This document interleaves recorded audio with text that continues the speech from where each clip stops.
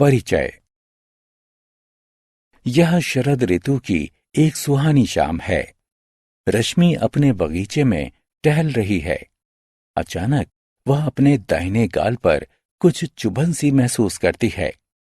उसकी पहली प्रतिक्रिया यह है कि वो अपने गाल पर एक चांटा मारती है।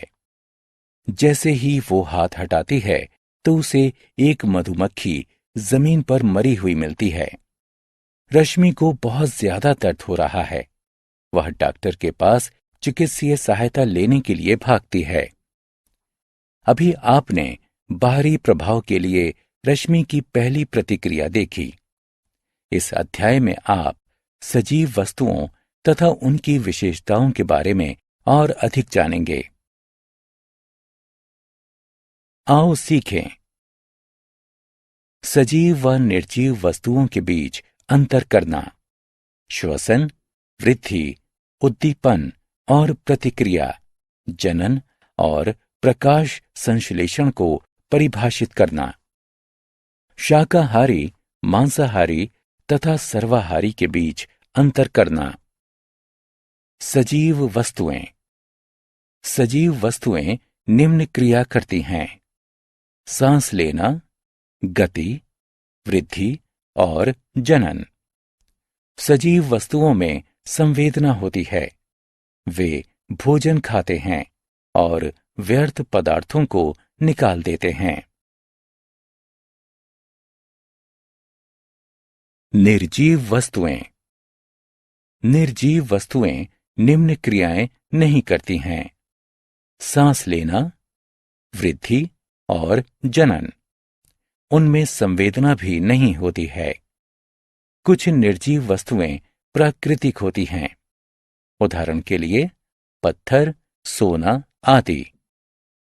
कुछ निर्जीव वस्तुएं सजीव वस्तुओं से प्राप्त की जाती हैं, जैसे शहद, रेशम आदि।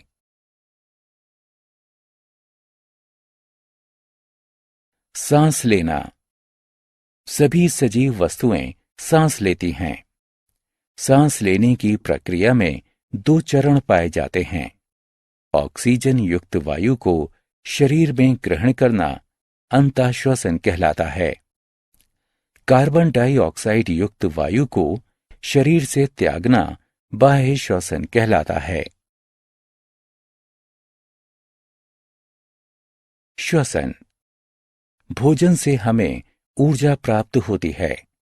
भोजन द्वारा हमारे शरीर को ऊर्जा प्रदान करने की प्रक्रिया श्वसन कहलाती है। ऑक्सीजन श्वसन में सहायता करती है। श्वसन की प्रक्रिया में कार्बन डाइऑक्साइड निकलती है।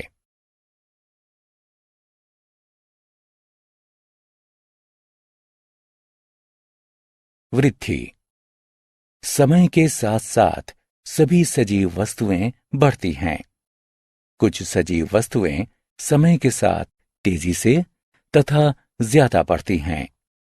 उदाहरण के लिए घोड़े, मनुष्य आदि। कुछ सजीव वस्तुएं समय के साथ अपनी अवस्था परिवर्तित कर लेती हैं। उदाहरण के लिए तितली इत्यादि। उद्दीपन, प्रतिक्रिया। सभी सजीव वस्तुएं अपने आसपास के बदलाव को महसूस करती हैं। कोई भी बाहरी प्रभाव जिसके कारण एक सजीव वस्तु प्रतिक्रिया करती है, उद्दीपन कहलाता है। एक बाहरी प्रभाव के लिए एक सजीव वस्तु द्वारा की गई प्रतिक्रिया को अनुक्रिया कहते हैं। उदाहरण के लिए जब आप गलती से एक गर्म तवा छू लेते हैं तो तुरंत आप अपना हाथ हटा लेते हैं। गर्म तवे से निकलने वाली ऊष्मा एक उद्दीपन है। गर्म तवे से हाथ हटाने का कार्य एक प्रतिक्रिया है। गति। सजीव वस्तुएं गति दर्शाती हैं। पक्षी हवा में उड़ते हैं, मछलियां पानी में तैरती हैं और जंतु दौड़ते हैं। पौधे इसका एक अपवाद हैं। यद्यपि वे सजीव हैं, किंतु वे एक स्थान से दूसरे स्थान पर गति नहीं कर सकते हैं। दूसरी तरफ निर्जीव वस्तुएं स्वयं कोई गति नहीं दर्शाती हैं। जनन। सभी सजीव बच्चे पैदा कर सकते हैं। यह प्रजनन कहलाता है। जनन द्वारा सजीव वस्तुएं अपनी संख्या बढ़ाती हैं। प्रकाश संश्लेषण।